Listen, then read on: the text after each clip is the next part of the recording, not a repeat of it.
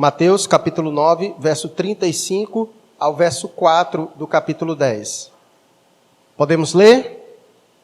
Vai nos dizer assim a palavra de Deus: E percorria Jesus todas as cidades e povoados, ensinando nas sinagogas, pregando o evangelho do reino e curando toda sorte de doenças e enfermidades. E vendo ele as multidões, compadeceu-se delas, porque estavam aflitas e exaustas como ovelhas que não têm pastor. E então se dirigiu aos seus discípulos: A seara, na verdade, é grande, mas os trabalhadores são poucos. Rogai, pois, ao Senhor da seara que mande trabalhadores para a sua seara. E tendo chamado seus 12 discípulos, deu-lhes Jesus autoridade sobre espíritos imundos para os expelir e para curar toda sorte de doenças e enfermidades. Ora, os nomes dos 12 apóstolos são estes: primeiro, Simão, por sobrenome Pedro, e André, seu irmão, Tiago, filho de Zebedeu, e João, seu irmão, Filipe e Bartolomeu, Tomé e Mateus, o publicano, Tiago, filho de Alfeu, e Tadeu, Simão, o zelote, e Judas Iscariotes, que foi quem o traiu. Nós vamos orar mais uma vez e pedir ao Senhor que nos ensine por meio da sua preciosa palavra. Deus, é com alegria que nós estamos aqui reunidos, porque sabemos que o Senhor se faz presente em nosso meio. E, ó Deus, nós atendemos ao teu chamado, à tua voz, entendemos a importância de estarmos aqui como igreja, como teu povo, reunido, prestando um culto de louvor e adoração ao Senhor, até que o Senhor venha. Pai, pedimos ao Senhor que abra nossa mente, o nosso entendimento, nos ajude a compreender todas essas verdades lidas, que teu Espírito Santo nos ajude na compreensão e na aplicação dessas verdades em nossos corações. Abençoe cada um dos que nos assistem também pela internet, que o Senhor esteja trazendo edificação à tua igreja, ao teu povo, nos animando e nos chamando a cumprir a nossa missão. E assim, ó Deus, nós oramos ao Senhor nesta noite, pedindo ao Senhor que nos ajude a não permitir com que o nosso pensamento se perca em outras coisas. Assim nós oramos no nome de Jesus. Amém. Então nós estamos aqui no final do capítulo 9, Mateus encerrando uma sessão da qual ele iniciou lá no capítulo 4. O versículo 35, ele é muito chave, porque o versículo 35, ele vai dizer a seguinte coisa: que percorria Jesus todas as cidades e povoados, ensinando nas sinagogas, pregando o evangelho do reino e curando toda sorte de doenças e enfermidades. Essa não é a primeira vez que Mateus fala isso. Se nós olharmos no verso 23 do capítulo 4, que eu peço para colocar, o versículo 23 do capítulo 4, nós veremos que foi exatamente assim que Jesus começou. Lembre-se, o capítulo 4 é o momento em que Mateus começa a narrar o início do ministério de Jesus. O capítulo 3 de Mateus encerra com João Batista batizando Jesus, e é a partir daquele momento que Jesus então inicia o seu ministério. E como é que Jesus inicia seu ministério? Percorria Jesus toda a Galileia, ensinando nas sinagogas, pregando o evangelho do reino e curando toda sorte de doenças e enfermidades entre o povo. Deixa esse versículo aí marcado. Agora olhe para o versículo 35, deixa que os irmãos conferem na Bíblia deles. Deixa o 23 aí, na tela. O versículo 35 do capítulo 9. Perceba que é a mesma coisa. A diferença é que no capítulo 23, no capítulo 4, versículo 23, Jesus estava na Galileia. Então ele começou por toda aquela região e Jesus foi andando, como nós vimos a dinâmica, Jesus pegando um barco, indo para outro lugar, e para onde ele ia, ele estava fazendo exatamente aquilo que ele começou a fazer. 3 coisas Jesus estava fazendo. Quais eram essas 3 coisas? Seguindo a ordem: ensinando, pregando e curando.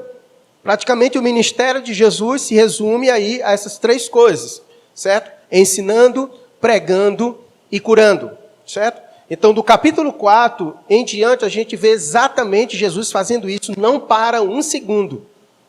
Nós vimos uma dinâmica muito exaustiva da parte de Jesus, fazendo exatamente isso. Até quando ele está em casa, como nós já vimos, a multidão não o deixa, a multidão aflui para onde ele está, e diversos momentos que ele está em casa, é descrito exatamente isso, as pessoas chegando, a multidão chegando, e Jesus realizando exatamente isso, ensinando, pregando e curando.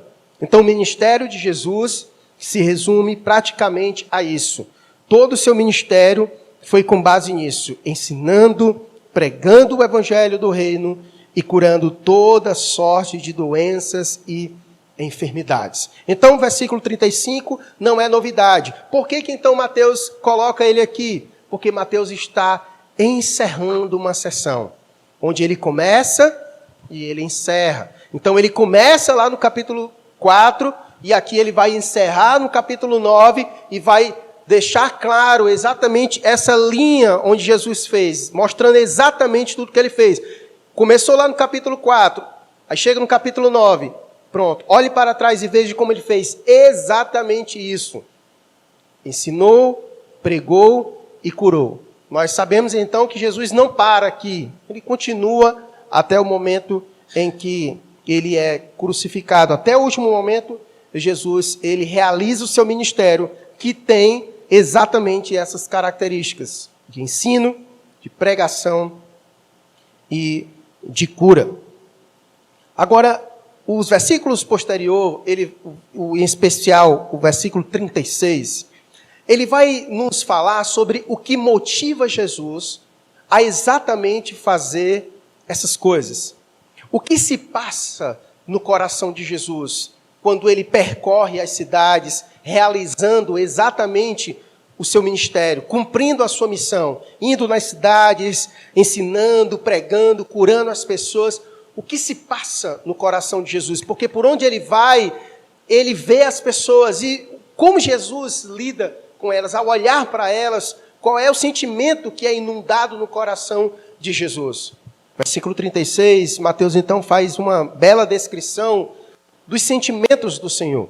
E vai dizer no verso 36, que vendo eles as multidões, compadeceu-se delas, porque estavam aflitas e exaustas, como ovelhas que não têm pastor. Então, nessa peregrinação, nessa ação do seu ministério, algo está muito forte no coração de Jesus: a compaixão. E é interessante como Mateus ele apresenta, porque ele diz no verso 35 que Jesus percorria, e nesse percorrer, no versículo 36, é descrito que então Jesus vê a multidão. Então, nesse percorrer de um lado para o outro, as cidades, Jesus vê as pessoas. Elas não passam desapercebidos dele. E ao contemplar a multidão, o coração de Jesus é inundado por um sentimento. E o sentimento que é presente no coração de Jesus é o sentimento de compaixão. O sentimento de compaixão é exatamente aquele sentimento onde você se compadece da situação daqueles a quem ele está olhando. Jesus está vendo elas, e quando ele olha para as multidões, ele vê o estado delas. Porque lembramos que Jesus é aquele que sonda os corações, é aquele que vê internamente cada uma das pessoas, e Jesus tem um raio-x perfeito das pessoas. E o raio-x que Jesus tem das pessoas é exatamente esse. Elas estão aflitas e exaustas, como ovelhas que não têm pastor. Eu não sei qual é o tipo de conhecimento que você tem sobre a ovelha, mas a ovelha é o tipo de animal que ela não se cria sozinho. Não sei se você já viu algum vídeo ou alguma imagem. O que acontece com a ovelha quando ela não tem, quando os seus pelos não são aparados? Você já viu o que acontece? Ela fica mais tão pesada de um jeito que ela não vai conseguir se locomover. Ela vai ter vários problemas em seus ossos, porque o peso é gigantesco sobre ela, e a tendência é que ela vai ser devorada mais facilmente pelos seus os caçadores. Ela não vai conseguir se alimentar corretamente. Ela vai adoecer muito mais rápido do que as outras. A ovelha sem um guia, todos nós sabemos que a ovelha é um bicho muito atarentado, ela tem um péssimo senso de sentido, de noção das coisas, ela se perde, ela se mete em rascada, ela cai em precipícios. Ou seja, não poderia haver uma figura melhor para que Deus pudesse usar para se referir a nós. Isaías e outros textos bíblicos e outros personagens bíblicos já usa essa figura para se referir a nós, ao homem sem Deus. O homem sem Deus é como uma ovelha desgarrada. Ovelha desgarrada é assim. É alguém que está seguindo e está em muito perigo, porque ela não tem ninguém para cuidar dela. Então essa é a figura que Jesus vê. Ele olha para as pessoas e vê que elas estão exatamente nessa situação, em perigo. Uma ovelha que está sem pastor. Uma ovelha que está em constante situação de risco, de perigo e de morte. É essa situação que Jesus vê. Então Jesus vai percorrendo as cidades e o raio-x que ele tem delas é exatamente esse. E eu queria lhe dizer que o raio-x das pessoas não mudou. Continua sendo exatamente esse. O diagnóstico de toda a raça humana, ainda hoje, continua sendo exatamente esse. Se nós tivéssemos a condição de olhar como Jesus vê, nós veríamos exatamente isso. E esse texto, ele tem uma pretensão de mostrar aos seus discípulos exatamente isso. Lembre-se, Jesus estava com seus discípulos. Jesus, então, quer que os seus discípulos vejam isso. Por isso que logo depois Jesus vai se dirigir aos seus discípulos, no versículo 37, e chamar eles a uma responsabilidade, dizer, olha, veja como é que estão as pessoas. E são muitas. Nós precisamos pedir a Deus que mande trabalhadores, porque nós iremos precisar cuidar dessas pessoas. Porque tem muitas ovelhas perdidas, mas poucos são os trabalhadores. E aí é quando no capítulo 10 ele faz a comissão dos 12. Então perceba a conexão perfeita. Jesus está percorrendo as cidades, ele vê exatamente isso e deseja que os seus discípulos também contemplem a mesma coisa.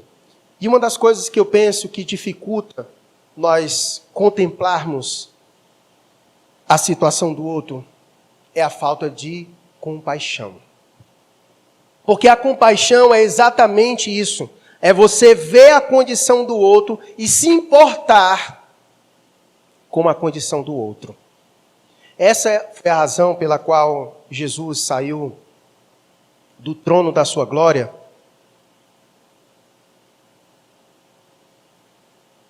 e veio a este mundo. Porque do trono de sua glória, Cristo contemplou a humanidade caída. E como ato de compaixão, de bondade, o Senhor enviou o seu Filho para que ele pudesse ser o pastor e bispo das nossas almas. O que falta, então, é compaixão em nossos corações.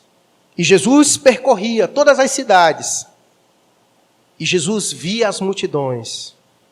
E ao ver as multidões, Jesus contemplou a situação delas.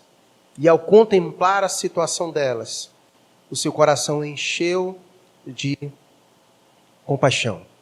Então, duas coisas aqui eu quero inicialmente tratar com vocês.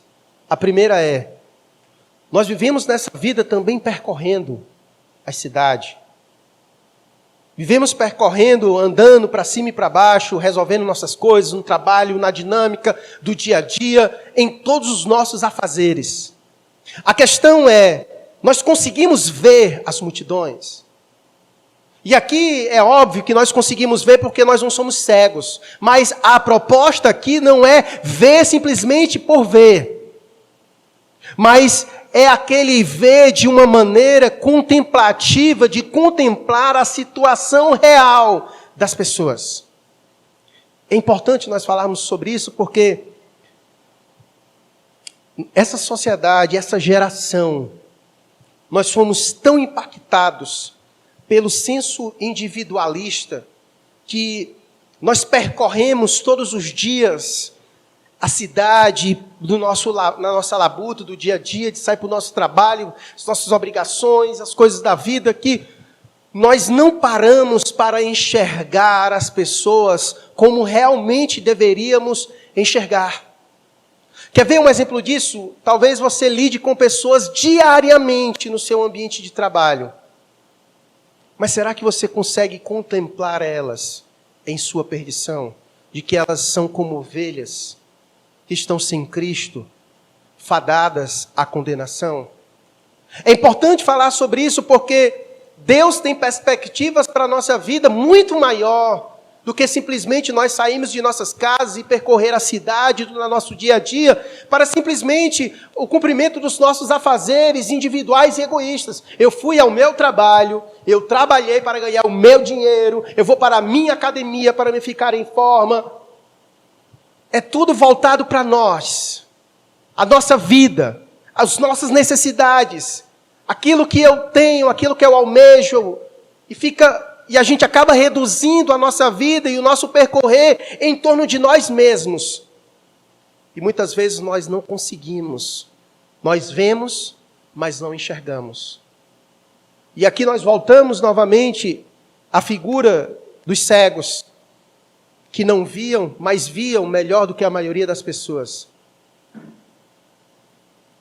E muitas vezes assim somos nós, percorrendo, olhando as pessoas, mas não enxergando elas como deveríamos realmente enxergar.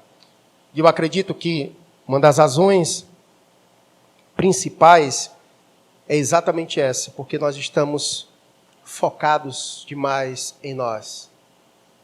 E muitas vezes nós usamos a desculpa de que nós já temos problemas demais a tratar de nós mesmos e não temos condições de olhar para as outras pessoas. Mas será que nós estamos em situações piores do que elas? Por pior que esteja a sua vida, por maiores problemas que você esteja enfrentando, se você tem a Cristo, então sua situação está infinitamente melhor do que a de outra pessoa que não tem a Cristo. Você concorda comigo?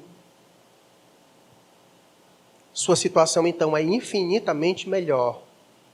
Porque o seu problema é só temporal.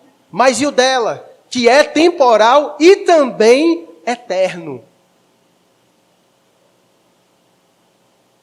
E se colocar num peso de balança, aquilo que é eterno é muito maior, tem muito mais peso do que aquilo que é temporal. Nessa dinâmica do ministério de Jesus, Ele está nos ensinando algo. Ele é o mestre e nós somos os seus discípulos. E os discípulos devem percorrer o mesmo caminho que o mestre. E o caminho que o mestre pegou é exatamente esse, o de percorrer as cidades, mas vendo as multidões, parando para contemplar as pessoas. Quantos de nós, ao sair pela manhã, nós oramos ao Senhor e pedimos ao Senhor que coloque pessoas em nosso caminho para que nós sejamos bênção na vida delas? Se é que nós oramos de manhã, né? Se é que nós oramos de manhã. Eu quero que nessa reflexão de hoje, e por meio do testemunho do Mestre, a nossa vida mude. Que a gente acorde todos os dias e não limite a nossa vida simplesmente a nós mesmos. Aquilo que temos por fazer no dia. Porque Jesus nos salvou e não nos deixou aqui simplesmente para isso. Porque se fosse assim, qual seria a diferença nossa para os demais que aí estão? Quem tem a obrigação e sobre quem pesa o peso de nós atentarmos para a situação das pessoas? Isso pesa sobre nós, os discípulos de Jesus. Aqueles que foram chamados para exatamente isso, contemplar as pessoas em sua enfermidade e nós agirmos em função disso. Então, a primeira coisa é, nós somos chamados a ver. Nós somos chamados a ver. E a segunda coisa é que, como já diz o ditado popular, o que os olhos não veem, o coração não sente. Talvez seja esse o problema, que não haja compaixão, porque nós não estamos vendo. Perceba que a compaixão no verso 37 segue-se ao fato de Jesus ter visto. Vendo ele as multidões, compadeceu-se. Quem não vê, não sente. O que os olhos não veem, o coração não sente. Aqui usando, obviamente, a metáfora, porque a gente já falou sobre os cegos, que não viam, mas sentiram.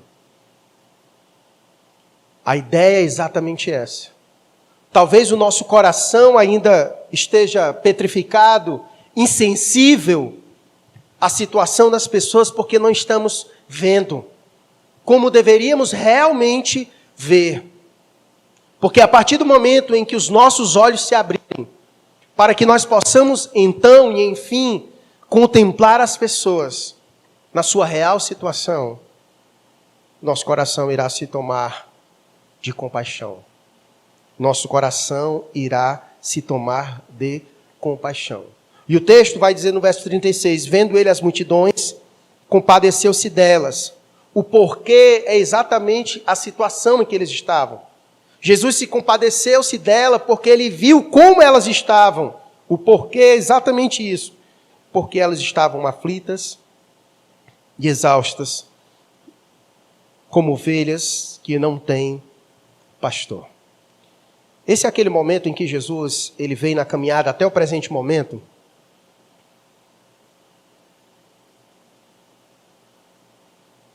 Até o presente momento, tudo está sendo girado em torno da pessoa de Jesus.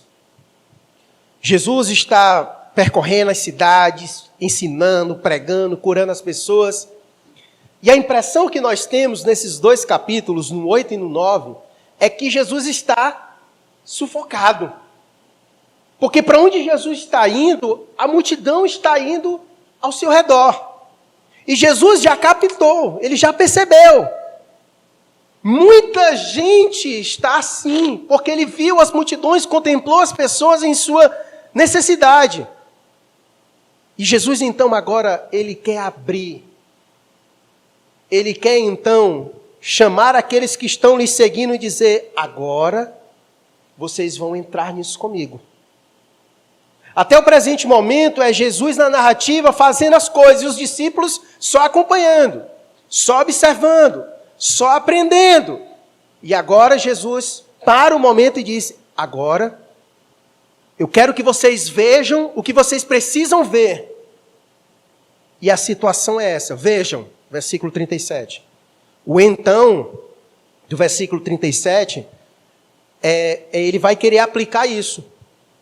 A situação é essa. As multidões estão aí. Elas estão como ovelhas sem pastor. Eu estou sozinho. Como é que eu vou dar conta disso? Agora vem cá. Vocês estão comigo. Vocês são meus discípulos. E são por uma razão. E a razão é essa. Versículo 37. Então, se dirigiu aos seus discípulos e disse, a seara, na verdade, é grande. Mas os trabalhadores são poucos. Mesmo Jesus estando acompanhado com seus discípulos e que crescia a cada passo que Jesus dava, já que ele estava percorrendo as cidades e por onde Jesus ia, fazia mais discípulos, mas ainda assim, era um número insignificante comparado à real necessidade e comparado à multidão necessitada. Comparada à quantidade de ovelhas perdidas, que não tem pastor, ainda era muito pequena. E mesmo assim, Jesus vira para eles e diz, olha, a seara, na verdade, é grande, mas os trabalhadores são poucos. Então, diante dessa realidade, ele conclama os discípulos a fazer algo. Rogai, versículo 38, rogai, pois, ao Senhor da seara, que mande trabalhadores para a sua seara.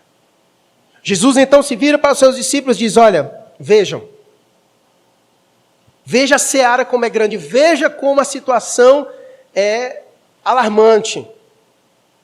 As multidões estão perdidas, como ovelhas que não têm pastor.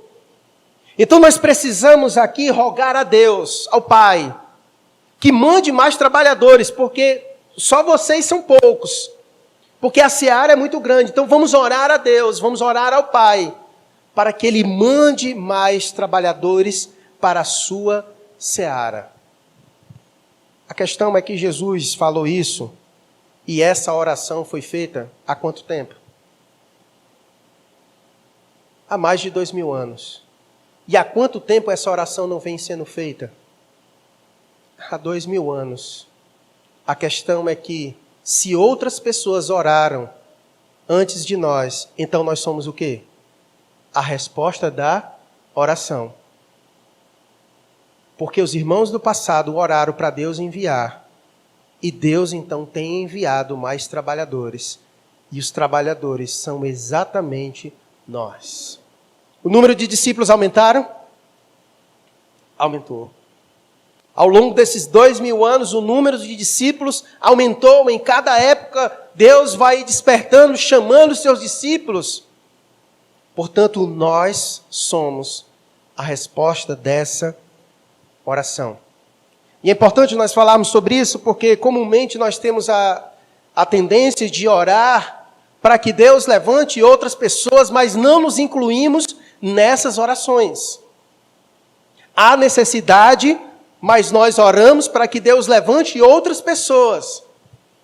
A questão é que Deus tem chamado todos nós para essa responsabilidade.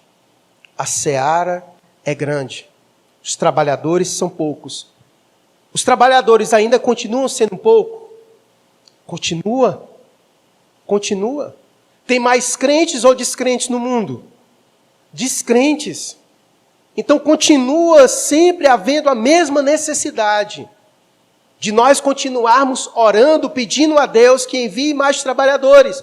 Mas enquanto o Pai vai enviando mais trabalhadores, Ele quer exatamente usar a minha vida e a sua vida para essa seara. Essa é a razão, irmãos, pela qual Deus nos salvou e não nos chamou. Ele nos salvou e nos deixou aqui exatamente para isso. Para que por meio de nossas vidas, nós sejamos os braços do Senhor para acudir, para ir ao encontro das ovelhas que não têm pastor, daqueles que estão perdidos. A seara é grande. E aqui o chamado de Deus não é um chamado específico somente para um grupo de pessoas. Nós veremos que há um chamado específico para certo tipo de pessoa. Mas aqui os discípulos não são os 12. Ele faz depois um chamado específico para os 12, como nós já iremos ver. Mas os discípulos aqui, nessa perícope, é geral.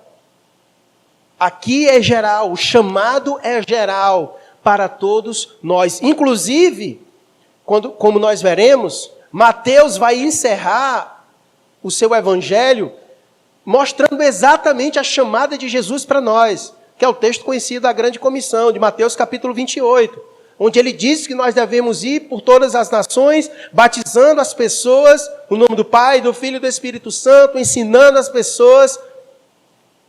É para esse chamado para todos nós. A situação continua a mesma. A seara é grande e poucos são os trabalhadores. E aqui é onde um ponto também que nós precisamos entender. O Senhor chamou todos nós para trabalharmos na sua seara. Isso é importante. nós lembrarmos. Porque muitas vezes nós podemos cair no erro de achar que Deus só chamou uns para trabalhar na seara e outros não. O seu papel não é só esquentar o banco desta cadeira, em hipótese alguma. Em hipótese alguma. Cristo não foi para a cruz e morreu na cruz do Calvário para você esquentar o banco simplesmente. Não! Todos nós somos chamados a trabalhar na seara do Senhor. Todos nós somos chamados a trabalhar na seara do Senhor. O fato de alguém servir diretamente aqui nas atividades da igreja não implica dizer que você não tem atribuições, que o Senhor não colocou atribuições sobre sua vida. A seara é grande. Aqui dentro não há muita necessidade de você estar pregando, não, porque aqui a maioria dos irmãos são o quê? Crentes. A maioria dos irmãos aqui são crentes. São convertidos. A maioria dos sermões aqui, elas têm como objetivo de edificar o povo de Deus. Edificar os trabalhadores para que a gente consiga trabalhar para o Senhor. Porque, na verdade, a seara é grande aqui dentro ou lá fora? É lá fora. É lá fora que a seara é grande. E Deus tem me chamado a trabalhar exatamente lá fora. Então, muitas vezes, os irmãos às vezes vêm me perguntar, pastor, eu queria tanto servir, mas eu não sei como servir lá na igreja, já tem tanta gente. Meu irmão, sirva ao Senhor aonde Ele tem lhe colocado. Tem descrente no seu trabalho? Tem. Pois então, seja lá você, lá é o seu trabalho. Pregue o Evangelho, seja testemunha de Jesus. Lá é o lugar que Deus quer usar a sua vida. Porque lá no teu trabalho eu não chego, mas você chega. Lá no teu trabalho o Miqueias não chega, mas você chega. Então é dessa forma com que nós trabalhamos. Mas muitas vezes nós ficamos terceirizando as nossas responsabilidades. Em vez da gente, no nosso ambiente de trabalho, testemunhar para aquela pessoa, o que a gente fala? Ei, vamos para a minha igreja? Para quem pregar para ela? Para mim. Pregar para ela. Mas essa é sua responsabilidade. Que tal você fazer assim? Você prega para ela e eu venho ensinar ela aqui. Porque você pregou para ela lá, ela vai precisar vir para cá. Aí nós estamos aqui. Pior ainda quando alguém diz assim, pastor, vamos lá na minha casa pregar para minha mãe, para o meu pai. Pregue você. Pregue você. Você quer que eu vá na sua casa pregar para sua mãe e para o seu pai e você não pode pregar para eles, não. Assim não dá. Não tem condições. Deus tem chamado todos nós. Todos nós somos trabalhadores. Se você é um discípulo de Jesus, então você foi chamado a trabalhar na seara.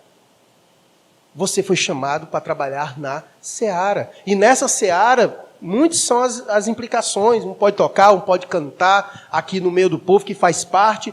Mas lá fora, todo mundo tem a mesma função.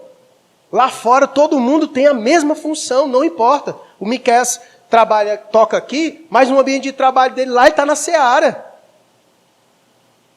E quando ele vai lidar com os descrentes, ele não fica com a guitarra na mão, tocando. Ele não anda com a guitarra na mão, tocando no meio da rua. Ele não faz isso. Então nós somos chamados. Somos trabalhadores. E Deus quer usar as nossas vidas. Mas nós só iremos conseguir fazer isso quando primeiro nós conseguimos contemplar as pessoas no estado que elas estão. O que mais chama nós, e a pior coisa que pode matar a igreja, é quando a igreja perde o senso de compaixão. Nós já estamos tão acostumados a lidar com as pessoas que parece que não nos choca mais saber que aquela pessoa que a gente dá o mau valor no trabalho, quando ela morrer, ela vai para o inferno. Isso parece que não mexe com a gente. Tanto faz, tanto fez. Morrer, vai para o inferno. Beleza, tchau. Assim, não mexe, não há compaixão. Não há aquele espírito de compaixão, de olhar para o outro e saber que a qualquer momento chegará o seu momento. E que se ele fosse em Cristo, ele vai para lá. Isso não mexe mais conosco. Não mexe. A gente chega no trabalho, ri, brinca e tudo aquela coisa com maior normalidade. Como se tudo isso, eu não estou dizendo que você não deve brincar com o pessoal do seu trabalho, nem nada. O que eu estou dizendo é, você consegue olhar para ela do jeito que deve olhar? Você já parou para pensar o porquê que Jesus colocou você lá e não outra pessoa? Exatamente por isso. Porque em cada lugar, Deus quer um trabalhador seu para trabalhar na seara. Então, é responsabilidade nossa. A responsabilidade de alcançar os funcionários na empresa do Lucas é do Lucas. Foi por isso que Deus colocou ele lá. A responsabilidade de alcançar os descrentes lá no ambiente de trabalho do Gabriel é o Gabriel. A responsabilidade de alcançar os descrentes lá na empresa da Natane é da Natane. Foi por isso que Deus colocou eles lá, ela lá. Foi por essa razão. Não simplesmente para ganhar o seu ganha-pão. Isso faz parte. Mas não somente isso. Não somente isso. Essa é a diferença dos crentes no mundo. Deus plantou em cada lugar um trabalhador seu para trabalhar na seara. Portanto, quando chegar lá, não só faz o teu trabalho, mas faz o trabalho que Deus te chamou a trabalhar. E aqui eu não estou querendo dizer que lá no seu ambiente de trabalho você vai ficar pregando igual João Batista. Eu não estou dizendo isso. Que você vai largar a sua função, você só vai chegar lá na farmácia, o Gabriel não vai atender no balcão. Ele vai pegar a Bíblia e começar a pregar lá para o pessoal. Não estou dizendo que é assim. Deus vai lhe dar sabedoria. No ambiente de trabalho, todo funcionário compartilha a sua vida com outra pessoa, não faz isso? Sempre faz isso. Que no teu ambiente de trabalho, as pessoas olhem para você e vejam você como um referencial. Que veja você com aquele tipo de gente que ele diz assim, rapaz, Gabriel é crente. Eu sei que eu posso chegar nele e abrir meu coração, estou angustiado. E eu sei que nele eu vou encontrar uma palavra de Deus. Que você seja esse tipo de trabalhador na seara. É desse tipo de gente que Deus quer usar na sua seara. E Deus tem essa expectativa para cada um de nós. A seara é grande. Poucos são os trabalhadores. Mas Deus quer usar cada um de nós. E enquanto nós servimos ao Senhor, nós continuamos a orar, pedindo a Deus que envie mais trabalhadores para a sua seara. Mas enquanto isso, sirva ao Senhor.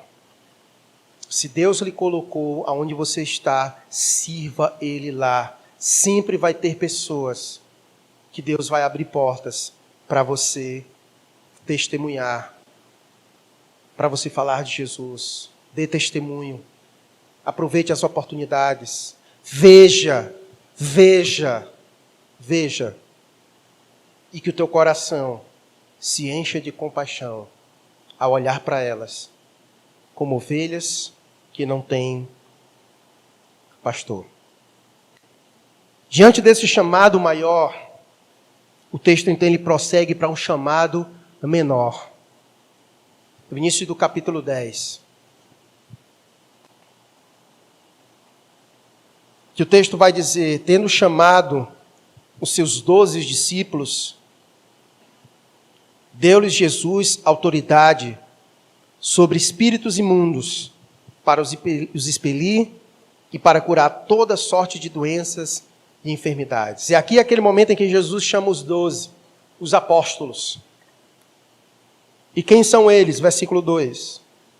Os nomes dos 12 apóstolos são, primeiro, Simão, por sobrenome Pedro, e André, seu irmão, Tiago, filho de Zebedeu, e João, seu irmão, Filipe e Bartolomeu, Tomé e Mateus, o publicano, Tiago, filho de Alfeu, e Tadeu, Simão, o zelote, e Judas Iscariotes, que foi quem o traiu. nos outros evangelhos vai mudar pouquinha coisa, e eu poderia gastar um sermão só falando sobre cada um deles, mas eu acho que ia ficar muito cansativo, e você pode colher informação dele em outros lugares que você pode encontrar. Se você pesquisar na internet algumas coisas, você vai encontrar algumas coisas sobre a vida deles, tá? Mas eu não fiz isso, e nem pretendo fazer isso, por uma razão específica. Quando nós olhamos para os apóstolos, isso é por causa do ser humano. Nós temos uma tendência de idolatrar as coisas. Nós temos uma tendência de, muitas vezes, colocar pessoas no lugar que elas não deveriam ocupar em nossas vidas. Quando nós olhamos para os apóstolos, quando vemos aquilo que Deus fez por meio da vida deles, nós somos tentados muitas vezes a achar que esses homens eram super-homens.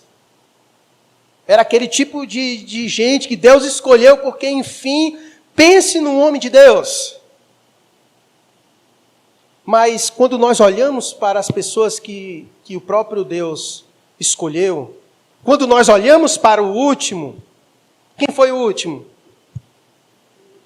Será que nós poderíamos dizer, Jesus escolheu esse aí porque esse aí é homem de Deus? Ele era, mas ele deixou de ser. É assim mesmo? Será que foi isso mesmo? As escolhas dos 12, para que fique bem claro para nós, que Deus fez isso, e Ele sempre faz isso, não para que a glória seja do homem, mas para a glória seja dele. Deus nos deu o privilégio de trabalhar na seara, mas isso não nos torna grande. Grande é quem nos chama. Para nós é só um privilégio, e um imenso privilégio, servir na seara, sermos trabalhadores. Mas a glória não é nossa, não há espaço. Porque se esses homens fizeram alguma coisa digna de ser imitada, eles só fizeram porque Deus era com eles. Porque Deus era com eles. Na verdade, o livro Atos dos Apóstolos é até equivocado o nome, é falho. Porque, na verdade, o nome deveria ser Atos do Espírito Santo por meio dos apóstolos. Quem eram os apóstolos sem o Espírito Santo?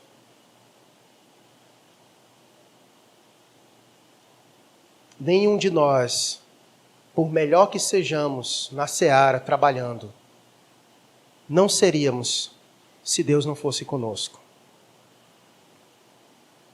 Os 12 foram muito usados, mas só foram usados porque o texto diz no verso 1, tendo chamado seus 12 discípulos, o Senhor deu o que para eles? Autoridade. Eles só fizeram alguma coisa porque foi lhes dado alguma coisa. Eles receberam algo da parte de Deus. E sem isso que receberam, não teria sido o que foram. Não teria sido o que foram. Só foram o que foram porque receberam da parte de Deus. Jesus deu autoridade para esses homens, como não deu para quase mais ninguém. Os apóstolos é um grupo restrito da parte de Deus. Não foram esses homens que escolheram o Senhor, mas o Senhor, em sua soberania, os escolheu.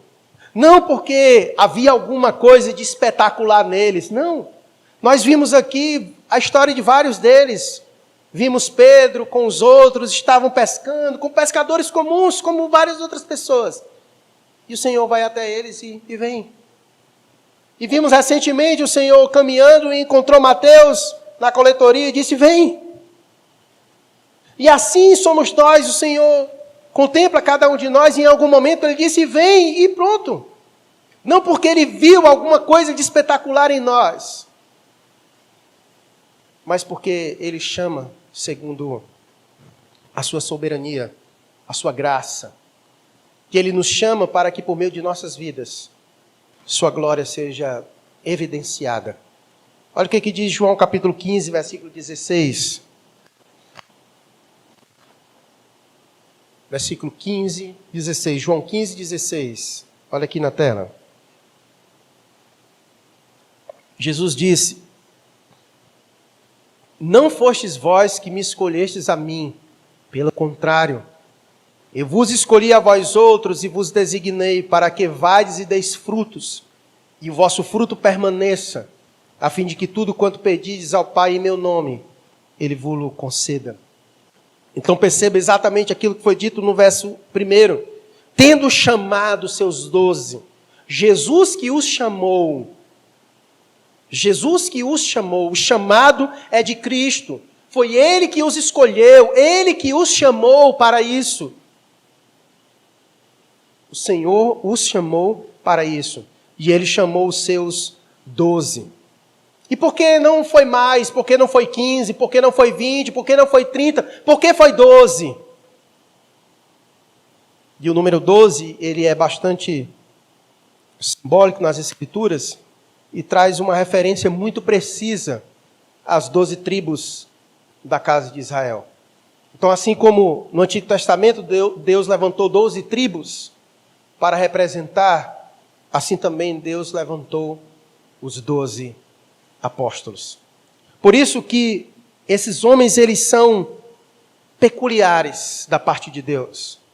Deus os chamou exatamente para que se cumprisse o propósito eterno sobre a vida desses homens. Deus escolheu em sua soberania lançar os fundamentos da igreja por meio da vida dos apóstolos. Tanto é que qual é a doutrina da igreja? É a doutrina dos apóstolos. A doutrina da igreja é a doutrina dos apóstolos. Deus deu a eles exatamente as doutrinas das quais nós deveríamos crer. Nós cremos nas doutrinas dos apóstolos. Eles foram chamados por Deus para lançar os fundamentos da igreja. E como Paulo disse, que não venha outro para lançar o fundamento. Nosso papel é só construir em cima do fundamento que já foi lançado. Por isso os apóstolos têm um papel de extrema relevância, porque Deus chamou esses homens para fazer exatamente isso. Esse era o momento. A seara era grande. E Deus chamou esses homens para então sair para fazer discípulos, mas ao mesmo tempo para lançar os alicerces dessa igreja que estava sendo construída, dessa igreja que estava surgindo. E os apóstolos, eles foram então os homens chamados por Deus para fazer exatamente isso. Mas talvez você ainda esteja engasgado. Mas pastor, e o Judas Iscariotes? Por que foi que Deus chamou Judas? Por que foi que Jesus chamou Judas Iscariotes? Será que Jesus sabia que Judas iria traí-lo? Será que Jesus sabia? Você acha que ele sabia? Se ele sabia, por que ele chamou Judas para fazer parte do colégio apostólico? Algumas considerações eu quero dizer para você. A primeira coisa é que Deus faz todas as coisas com fins estabelecidos. Veja Provérbios capítulo 16, verso 4. Coloquei Provérbios 16, 4. Olha o que diz a palavra de Deus. O Senhor fez todas as coisas para determinados fins, e até o perverso para o dia da calamidade. Deus faz todas as coisas com fins estabelecidos. E por isso que ele chamou Judas Iscariotes. Porque, segundo as Escrituras, um tinha que trair, um era traidor. E o Senhor já sabia quem era o traidor. Veja o texto de João, capítulo 6, verso 64. Vamos ver só mais 2 textos para que você entenda isso. João 6, 64. Olha o que Jesus disse. Contudo, há descrentes entre vós, pois Jesus sabia isso, depois que ele deu um sermão, naquele momento da multiplicação dos pães, e ele diz, pois Jesus sabia, desde o princípio, quais eram os que não criam e quem o havia de trair. Desde o princípio, ele sabia. Mas por que foi que ele mesmo assim chamou? Ainda não está tão claro para mim, pois vai ficar mais claro agora com o texto de Atos. Atos capítulo 1, versículo 16 e 17.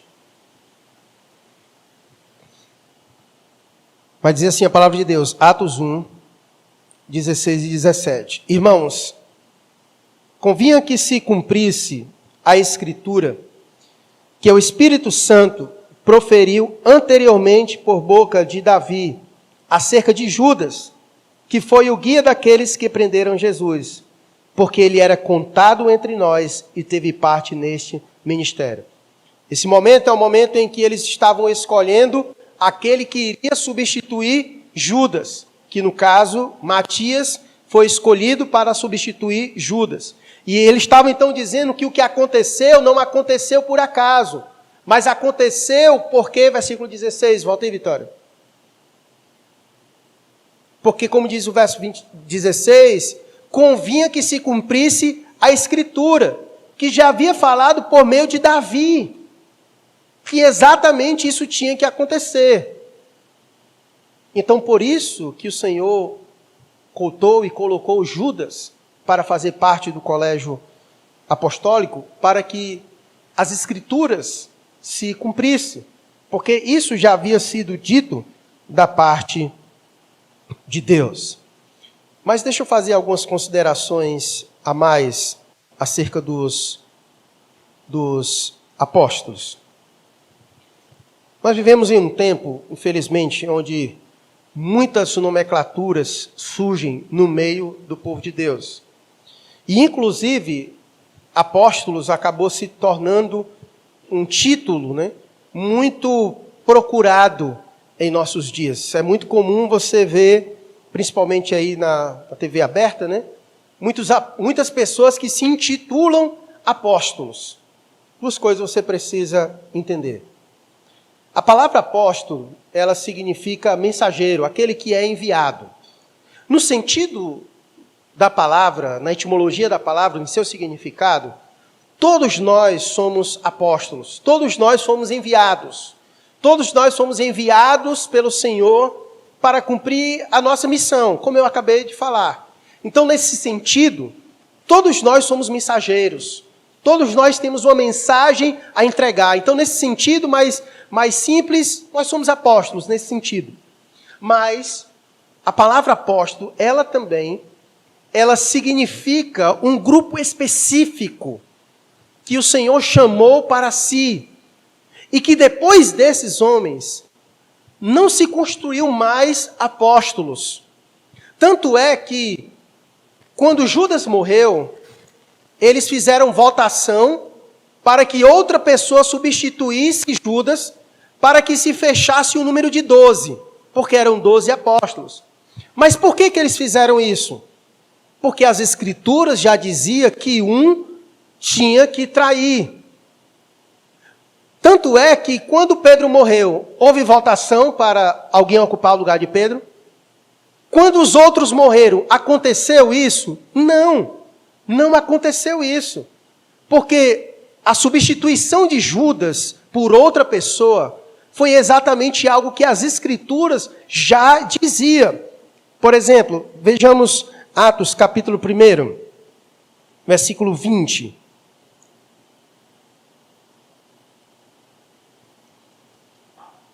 Vai dizer exatamente isso.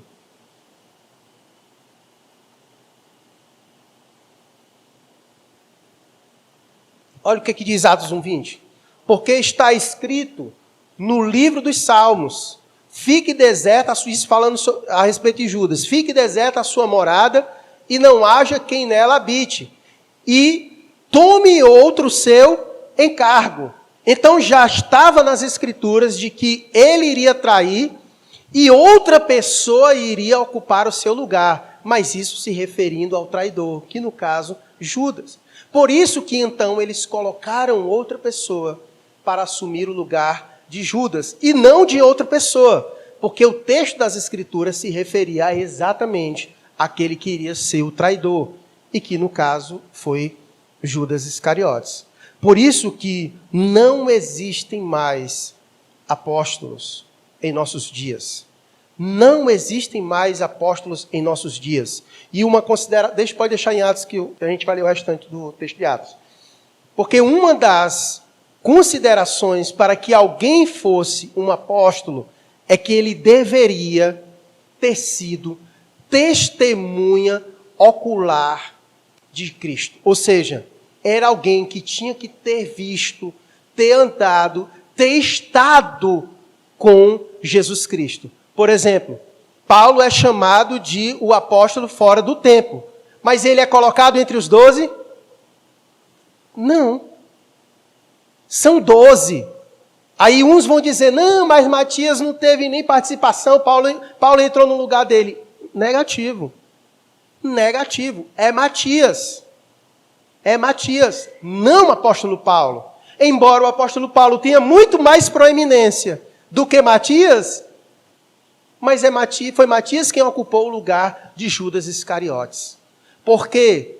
Porque um dos requisitos para que alguém fosse um apóstolo, de fato, dos 12, teria ter sido alguém que estivesse andado com Jesus, visto Jesus. E quem em nossos dias fez isso? Se Jesus já morreu há mais de 2000 anos atrás. Vejamos o texto de Atos. Versículo 21. Continuei. Ele falou que outro tinha que ocupar o seu lugar. E agora ele vai dizer quais eram as credenciais que esse outro tinha que ter para ocupar o lugar de Judas.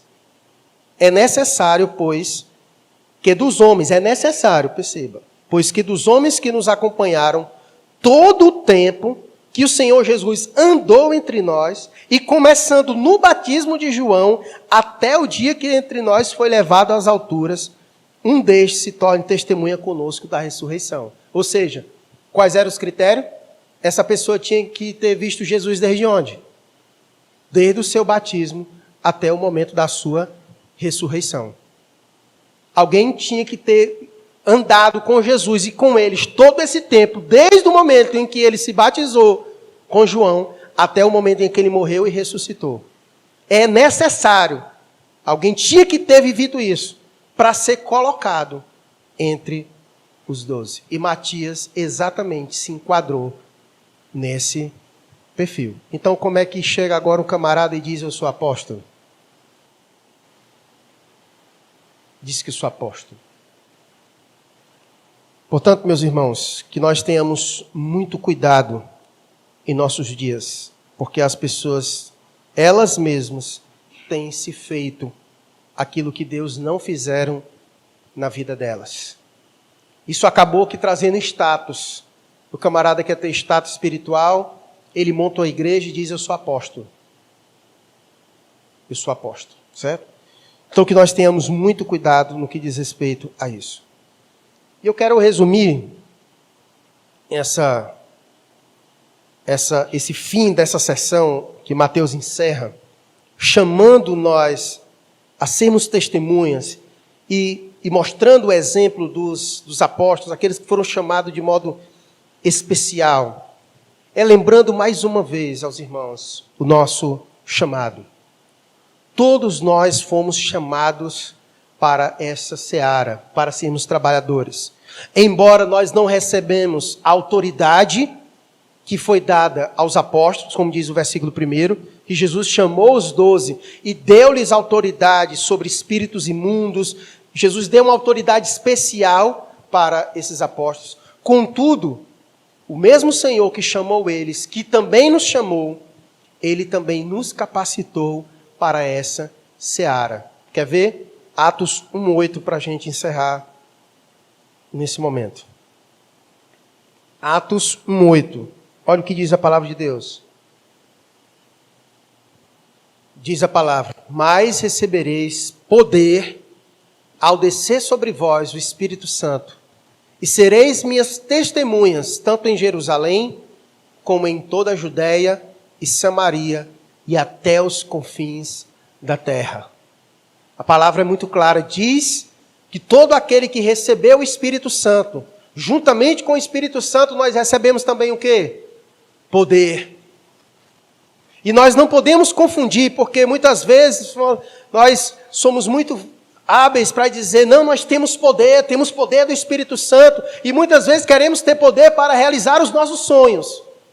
Mas o poder foi dado para algo específico. Conforme o texto, ele foi nos dado para quê? Para sermos testemunhas do Senhor. O poder não foi nos dado para outras coisas. O poder foi nos dado para que possamos cumprir a nossa missão. O Senhor nos deu uma missão e nos deu capacitação para que nós pudéssemos cumprir a nossa missão. Portanto, nós não temos justificativas. Nós não podemos chegar diante de Deus e dizer, não, Senhor, eu não sou preparado para esta obra, eu não sou preparado para trabalhar para o Senhor na seara. Você tem o Espírito Santo? Pois se você tem o Espírito Santo, você também tem poder.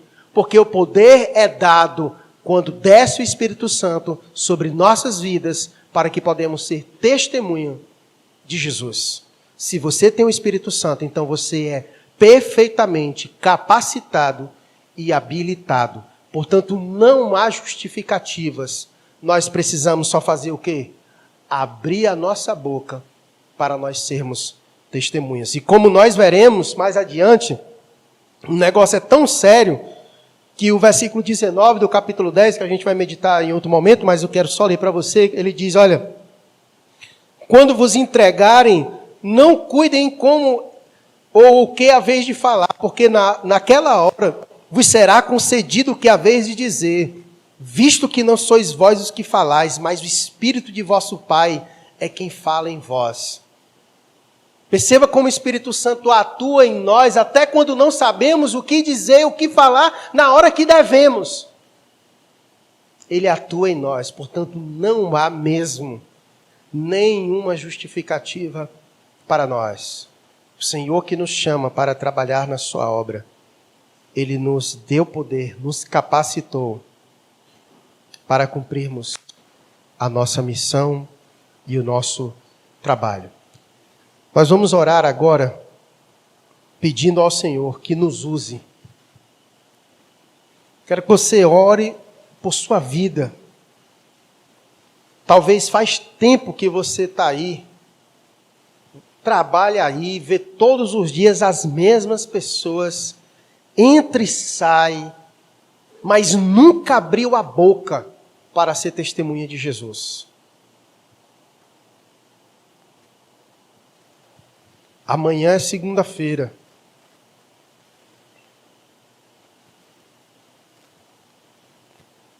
Peça ao Senhor para lhe usar no seu trabalho. Peça a Deus para lhe usar no meio da sua família. Peça a Deus para lhe usar entre os seus vizinhos.